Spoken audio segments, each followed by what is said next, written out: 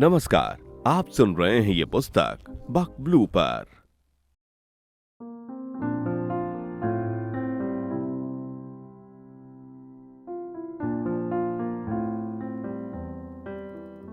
नमस्कार। आप सुन रहे हैं योगिता वाडे की लिखी पुस्तक साही और सुधीर, मेरे यानी नेहा के साथ। Chapter 7, badminton. शाम को मैं अपनी बालकनी में बैठकर किताब पढ़ रहा था। तभी मेरी नज़र सामने गई और इत्तेफाक से साही भी अपनी बालकनी में आती है। उसने भी मुझे देखा और हाथ हिलाया। मैंने भी हाथ हिलाया। उसके हाथ में 2 रैकेट थे बैडमिंटन के।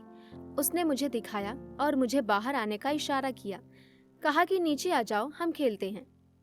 मैंने उसे अपनी किताब दिखाई और कहा कि मैं अभी पढ़ रहा हूँ, पर साही ने कहा कि किताब बाद में पढ़ लेना, थोड़ी देर खेल लोगे तो कुछ नहीं हो जाएगा। साही ने यह भी कहा कि मैं यहाँ किसके साथ खेलूंगी, तुम नीचे आ जाओ। मैं मना करता रहा, लेकिन साही मुझे नीचे आने पर जोर देती रही। आखिर मुझे साही की बात माननी पड़ी। मैंने अपनी किताबें बंद की और घर की चाबी उठाई, दरवाजे को बंद किया और आखिरकार पहली बार नीचे पहुंचा। मुझे बैडमिंटन खेलना बिल्कुल नहीं आता था, क्योंकि मैं खेलने से ज्यादा अपना वक्त पढ़ने में और पेंटिंग करने में ही बिताता था। स्पोर्ट्स का मुझसे दूर दूर तक कोई नाता नहीं था। फिर भी आज साही के लिए मैं मैदान में आ ही गया। दोस्ती के नाते ये तो करना ही था। मेरे नीचे आने से पहले ही साही नीचे मौजूद थी। मेरे आते ही साही ने बैडमिंटन का एक रैकेट मेरे हाथ में थमा दिया।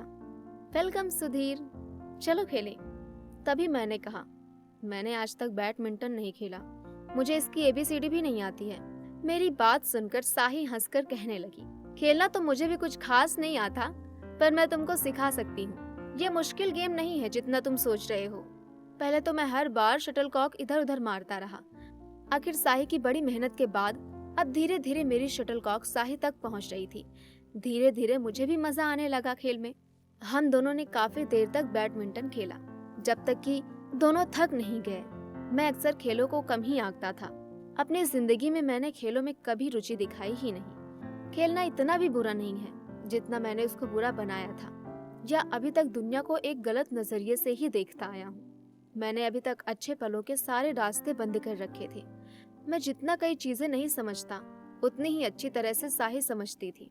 मैं अक्सर उन चीजों से भागता रहा जो बड़ी ही खूबसूरत है, या मैं इस दुनिया की खूबसूरती से अभी तक अनजान ही रहा। अब मुझे धीरे धीरे दुनिया के कई रंग दिखने लगे। कभी नहीं सोचा था कि मैं वो भी काम कर सकता हूँ जिसमें मुझे कोई रुचि नहीं है, पर उसे वक्त देकर हम उसमें अपनी रुचि पैदा कर सकते हैं। काफी देर खेलने के बाद साही और मैं एक बेंच पर जाकर बैठ गए। साही अपने साथ एक बोतल में नींबू पानी लेकर आई थी। उसने आधा पीने के बाद मुझे भी पीने को कहा। मैंने भी एक ही बार में गट गट कर पी लिया। फिर मैंने साही को धन्यवाद कहा। सुधीर, तुम मुझे धन्यवाद क्यों कह रहे हो? साही, अगर तुम मुझे आने के लिए नहीं कहती तो मैं अभी भी इस पल को नहीं जी पाता। मुझे अभी तक नहीं पता था कि मेरी दुनिया के बाहर भी एक हसीन दुनिया है, जहाँ मैंने कभी कदम रखा ही नहीं। तुम सच में मेरी सबसे अच्छी दोस्त हो। मैंने कभी भी किसी गेम में अपनी रुचि नहीं दिखाई।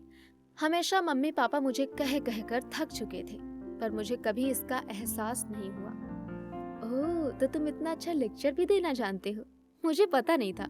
सुधीर, जिस दिन मेरा स्कूल में पहला दिन था, तभी क्लास के काफी बच्चों ने तुम्हारे बारे में मुझे बताया था कि तुम क्लास में कभी किसी से बात नहीं करते।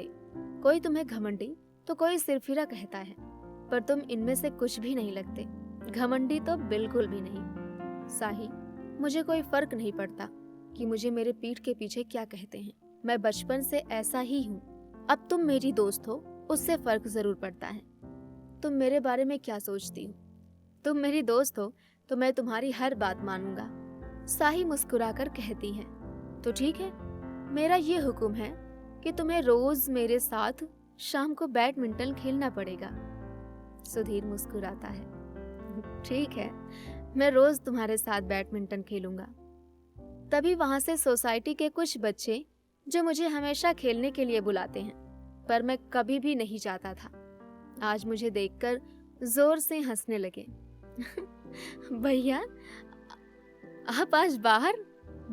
क्या बात है, हम बुलाते हैं तो आप आते ही नहीं, आज दीदी के साथ? सभी की हंसी छूट गई।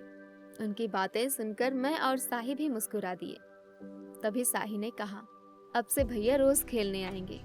साही की बातें सुनकर सभी ने मुझसे हाथ मिलाकर वादा ले लिया। उसके बाद वे बच्चे इतना खुश थे जैसे मैं उनकी गैंग का पुराना साथी हूँ। तभी साही ने कहा, बच्चे भी कितने मासूम होते हैं ना, वो हर जगह खुश हो जाते हैं। तुम्हारे यहाँ होने में भी वे बड़े खुश हैं। काश हम कभी बड़े ना हों, हमेशा बच्चे ही रहें। साही की बातें सुनकर और उन बच्चों की मुस्कुराहट को देखकर मुझे भी लगा कि काश मैं भी इन बच्चों की तरह होता, उड़ते आसमान में पक्षियों की तरह बेपरवाह। बस इसी तरह शाम ढल गई। अब रोजाना शाम को बैडमिंटन या यूं ही दौर चलता रहा। दोनों की दोस्ती यूं ही आगे बढ़ती रही।